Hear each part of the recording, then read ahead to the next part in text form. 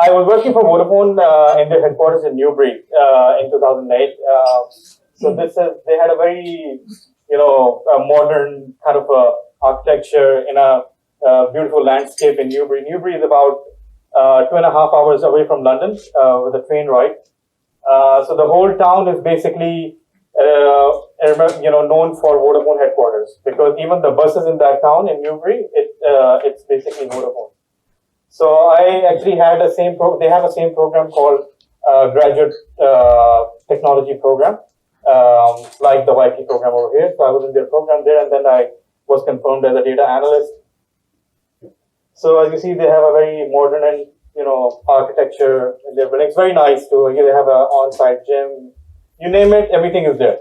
So while I was working in Vodafone, early 2009, I just got a call and I was informed that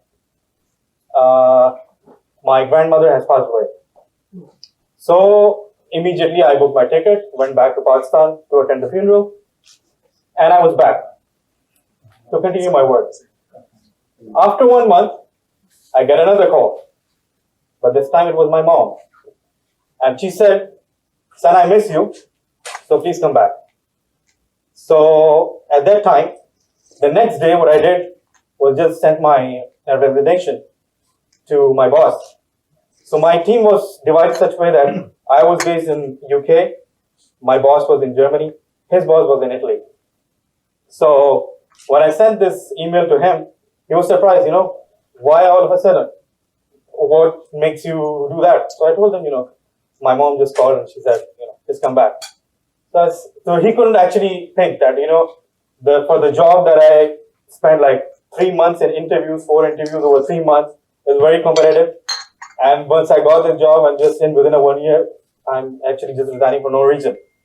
So he couldn't have that understanding, because for me, it was not important. My career was not important at that time. As whatever my parents called me, I was up for it. So I did it, and he said, "Okay, it's your choice."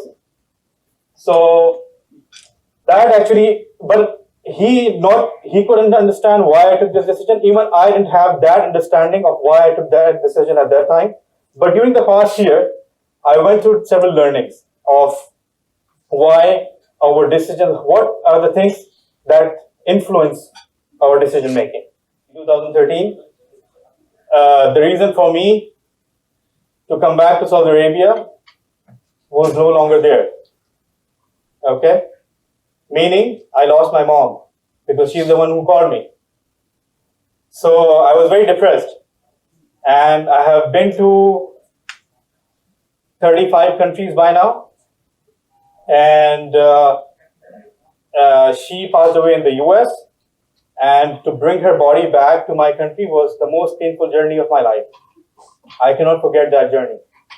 She was a heart patient since I was the age of 9. So all the time that I've seen my mom is sick. Okay? So I've been through that pain. I've seen that pain. And once you lose your mom, I'm sure you can realize what is the feeling, right? You must define your why before you begin with what and the how. Your why should be very important. If your why is not important enough, no matter what you do about how and what, it won't affect. Okay? So your why should be very important. Anybody is interested to know what is my why? Why am I doing this? Why am I coming to this spotlight? Okay? Even if you're here, if you're not, I'm going to tell you. Okay. So, in Pakistan, 46 people die of heart diseases every hour. This is the statistics by World Health Organization. So we have a population of 220 million, but we don't have a facility for heart transplant center. Okay. My mother, although we took her, we had the money, we had the resources, we took her to US, but she didn't have the help to go through the heart transplant operation. And just before the operation, she passed away. But there are a lot of people, but what she really wanted was, even once she heard that if she gets operated in the US, she would have to live in the US for 6 to 8 months to even 1 year because of the recovery process. And she didn't want that to happen.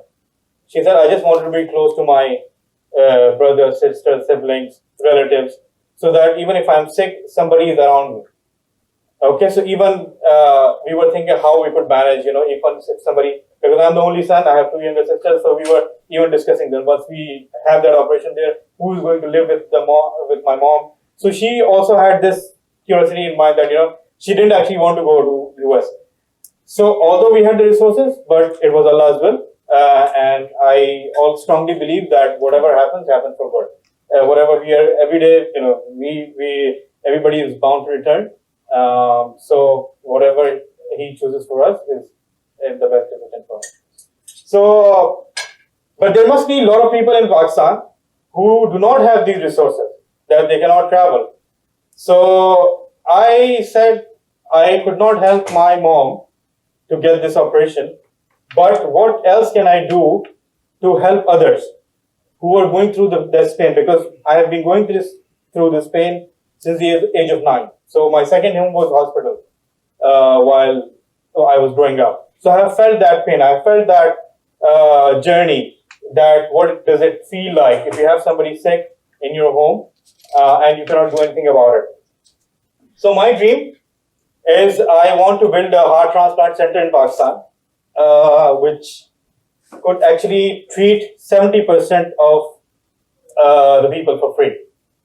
There are certain other hospitals in Pakistan which are running on this model and they're running on successfully. But unfortunately, we do not have a heart transplant center in Pakistan. And this is my dream. I mean, there's no harm in dreaming. But I feel that because I have been through that pain, I can feel whoever is going through that pain, if I could even help one person, save life of one person, I would feel honored enough. So if nothing, if I couldn't do it, it may take 5 years, 10 years, 20 years, whatever it takes, at least whenever I wake up to do my work to earn, I would have this in mind, that I need to save enough money to build this thing. So this will keep me driving to do something extra.